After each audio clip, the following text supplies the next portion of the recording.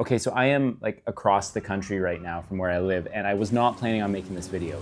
However, so many people have commented on that last Z5 Mark II video, as well as the Z6iii and ZF videos I've put out over the past couple months. And they've asked me questions like, you know, should I get the ZF? Should I get the Z6iii? Should I get the Z5 II? Do I go with the Z8 or the Z9? What do I do? To be honest, I don't even know that I can answer that for you. But what I can do, as someone who owns the ZF and the Z6iii, has shot with the Z8 and has shot with a full production unit of the Z5 Mark II, what I can do is I can give you at least a bit of an understanding of where I think those fit in and the best use cases for each of them so that you can make an informed decision. So let's do it. So what we're gonna do is we're gonna look at those three cameras, the Z5 II, the Z6iii, and the ZF, and we're gonna talk about what I think are the best use cases for those. And we're gonna start with the Z5 II. So why would you choose the Z5 II? I think it comes down to this: ergonomics. It's a very, very comfortable camera to hold. It's still small and very like travel friendly, but it has better ergonomics than something like the Nikon ZF, undoubtedly. It is a more comfortable camera to use all day long. It's in a similar body style to the Z6iii, and the setup for it is very similar in terms of button placement and everything like that. If it fits into your price point, I think it makes the most sense of anything in the Nikon lineup, certainly, and is a very compelling camera compared to many other options from other brands. And that second thing, the price, well, that's really important, right? Because everybody's feeling the crunch and everybody wants to know where they should invest their money when it comes to camera gear. So if you're gonna go with Nikon, I think the Z5 II is absolutely the best bang for buck in terms of quality overall, especially if you're somebody who shoots, I would say, more photo than video, or if the video you shoot is not super demanding in terms of like frame rates and stuff like that, it's an excellent choice. And the final reason being that picture control button. Now I know that seems like a little gimmicky thing, but I actually think what's cool about this picture control button that you have on the Z5 II is that, yes, you can use it for picture control, but you can also program it to do other things. So you actually have an extra custom function button that you don't have on something like the ZF, or I mean, it actually has a couple extra compared to the ZF. And even the Z6iii, it is nice to have that extra little control button that you can use with the Z5 Mark II.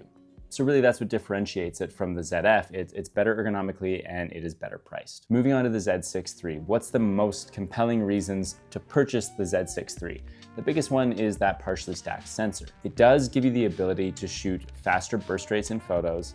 It means that you can shoot slow-mo like 4K 60 without a crop, and you experience less rolling shutter than you do with the Z5 II or the ZF. Beyond that, the ergonomics are certainly better than the ZF, and I would say it is a slightly like thicker and like chunkier body than the Z5 II, only marginally, but I do find that that little extra comfort is nice. You have a top LCD screen, which I personally really like. I know some people don't care about that, but I like having the screen on top. That's something that I wish more cameras had personally. And finally, you're using a CF Express Type B card. That does unlock some things on the video side that can be helpful for some people. So if you're shooting like say 50-50 video, or even like more video than you do photo, the Z6iii is gonna be the choice. And finally, the ZF. Now the ZF fits right in between those two cameras in terms of price, but in terms of quality, like what it's capable of doing, it's basically the Z5 II in a vintage style body, which means that the only real reason to go with this is the aesthetic. It really is.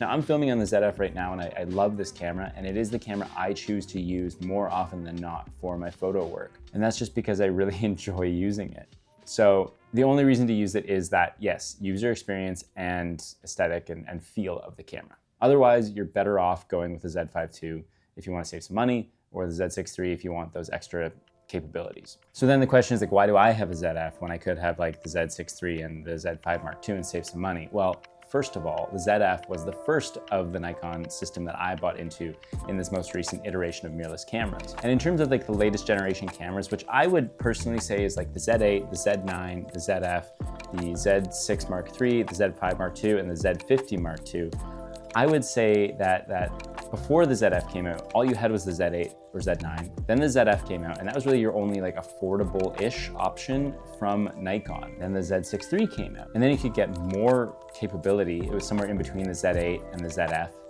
but it wasn't quite as big or expensive as the Z8. Then the Z50 Mark II came out, and it was like the lower price option compared to the ZF. And there was a lot of differences in terms of things like, you know, dual card slots and stuff like that. But functionally, it was still a great camera. So when the Z5 II came out, all of a sudden we're left with like a lot of options, right? And that's where this question is coming from for a lot of people. So I think I've given a pretty good idea of where these things stack up and why I would choose one over the other. So think about your use case, look at those options, and go with what makes sense for you. And let me know in the comments below what you think. Peace.